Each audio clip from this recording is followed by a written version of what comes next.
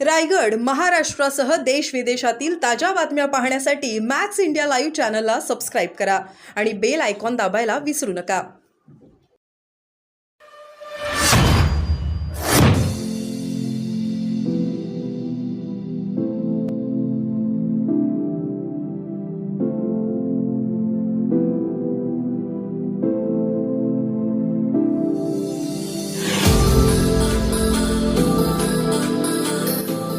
मुख्यमंत्री शपथ घेत आहेत, सोबत उपमुख्यमंत्री देखील शपथ घेत आहेत. कशा प्रकारे हा शपथविधी सोहळा असेल आणि त्यांच्यासोबत इतर मंत्री जे आहेत ते त्यांचा देखील शपथविधी होणार का? तुम्हाला काय कल्पना देण्यात आली आहे का? अजून तशी काय आम्हाला कल्पना देण्यात आलेली नाही कोणालाही. परंतु आज एक मुख्यमंत्री आणि 2 उपमुख्यमंत्री असा शपथविधी होईल आणि बाकीचा कदाचित 11 तारखेकडे होईल असं आम्हालाही वाटतंय.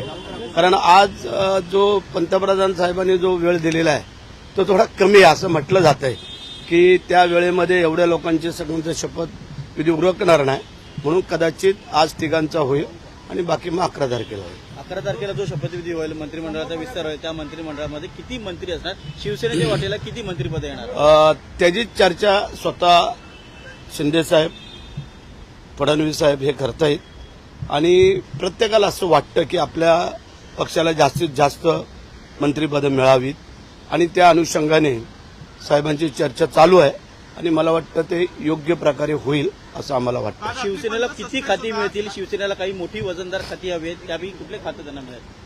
वजनदार खाती सगळीच आहेत तसं पाहायला गेलं तर, आणि त्यामध्ये तो सर्वोच्च अधिकार सन्माननीय शिंदे साहेबांना आम्ही दिल्यामुळे शिंदे साहेब जे करतील ते पक्षाच्या हितासाठी करतायत आणि त्यासाठी मला वाटतं योग्य खाती घेतील आणि सगळं ते व्यवस्थित चालेल. विषय संपला शिवसेनेकडनं गृह खात्यांची मागणी केली जात होती, गृह खाते शिवसेनेला मिळते का? बघा, प्रत्येक पक्ष आपापल्या परीने मागणी करत असतो. चर्चा करून त्यातून जे काय ते सोडवलं जाईल आणि त्याच्यामध्ये योग्य खाती प्रत्येकाला दिली जातील. त्यामध्ये जे शिंदे साहेबांनी मागितलेलं आहे त्यावरची विचारविनिमय चालू आहे. कदाचित आज दुपारपर्यंत ते सगळं संपेल. एक सस्पेन्स होता, त्यांनी आपली भूमिका स्पष्ट केली. आज ते उपमुख्यमंत्रीपदाची शपथ घेतील का?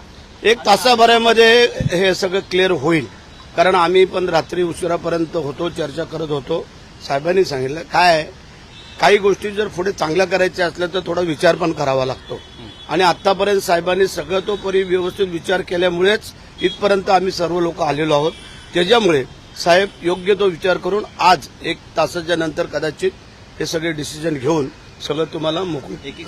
शिवसेनेच्या सर्व आमदारांचा, नेत्यांचा एक आग्रही भूमिका आहे की एकनाथ शिंदे यांनी मंत्रिमंडळात राहावं आणि त्यांनी उपमुख्यमंत्रीपद घ्यावं. हा बरोबर आहे. आमचे सगळ्याच आमदारांचं म्हणणं आहे की साहेबांनी सत्तेमध्ये राहूनच सगळ्याला सामोरं जावं, ही आमच्या सगळ्या आमदारांची मागणी आहे. संजय राऊत म्हणतायत की एक दिवस भाजप शिवसेना संपवेल, म्हणजे शिंदेचा पक्ष संपवेल. मी नेहमी सांगत आलेलो आहे की संजय राऊतनी बोलतच राहावं, कारण तो जेवढं आतापर्यंत बोललाय त्याच्या उलटच होत गेलेला आहे.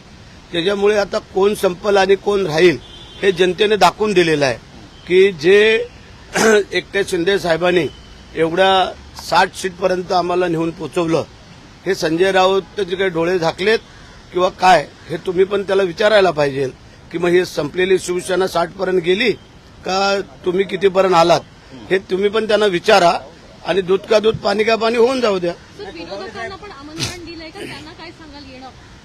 विरोधकांना सगळ्यांना निमंत्रण दिलं जातं.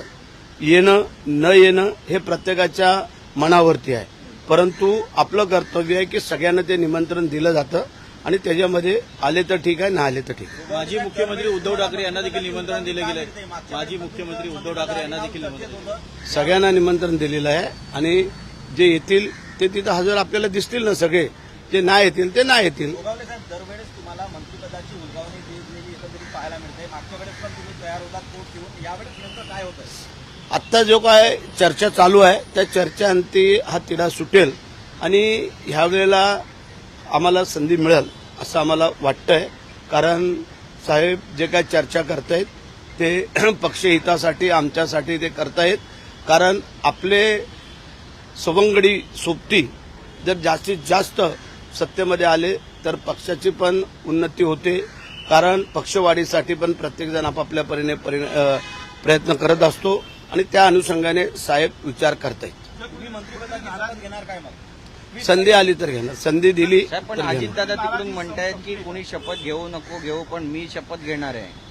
तो आता त्यांचा व्यक्तिगत प्रश्न आहे. नाही, तो त्यांचा व्यक्तिगत प्रश्न आहे, कारण गेले अनेक वर्ष दादा सत्तेमध्ये असल्यामुळे त्यांना काही अनुभव आहेत आणि त्याच्यामुळे ते जे काय बोलतायत ते त्यांचं वैयक्तिक प्रश्न, त्याच्यावरती आम्ही बारकाई नाही करणार.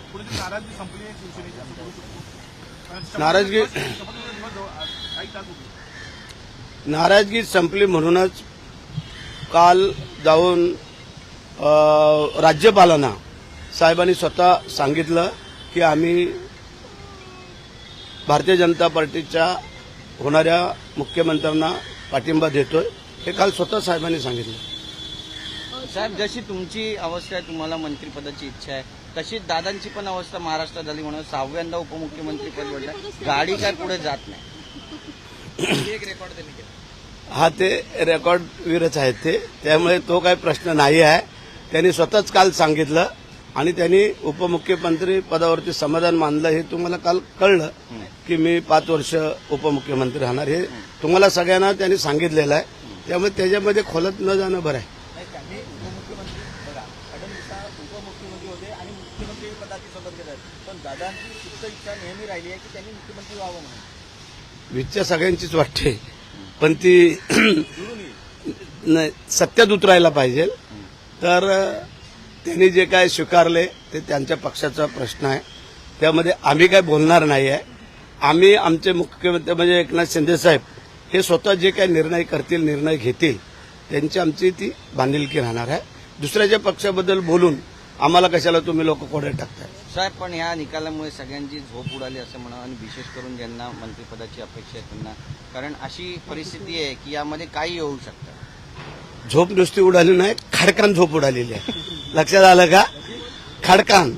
तर त्याचं कारण की आपण पाहिलं की जे अगदी हवेत तरंगत होते ते एवढे खाली जमिनीवर आलेत, एवढे आलेत की जमिनीच्या खाली परत त्यांचे 1 फूट पाय गेलेत का काय असं वाटायला लागलं. कारण त्यांनी जे वक्तव्य केली होती आणि जे बोलत होते, जे सांगत होते, ते जनतेने आणि लाडक्या बहिणींनी दाखवून दिलं की हे जे काही काम आहे हे महायुतीने केलेली कामं आहेत, महायुतीने दिलेला लाभ आहे. त्याच्यामुळे पुन्हा महायुतीला संधी देणं हे प्रत्येकाने आपलं आद्य कर्तव्य समजलं आणि ती देण आम्हा मंडळींना महायुतीला मिळालेली आहे. आता पुन्हा एकदा चांगल्या प्रकारचं 5 वर्ष आम्ही सर्व काम करू. सर्व जुळून येईल असं वाटतंय का मंत्रिपदाचा?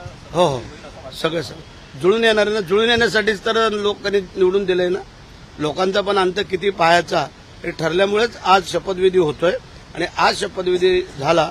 जर आज तिघांनीच घेतला तर बाकी उर्वरित 11 तारखेपर्यंत होईल असं म्हटलं जात आहे, किंवा आज दुपारपर्यंत जर काय तसे निरोप आलेच काही पक्षाच्या आम्हा मंडळींना, तर आमच्या सगळ्यांची त्याप्रमाणे तयारी आहे.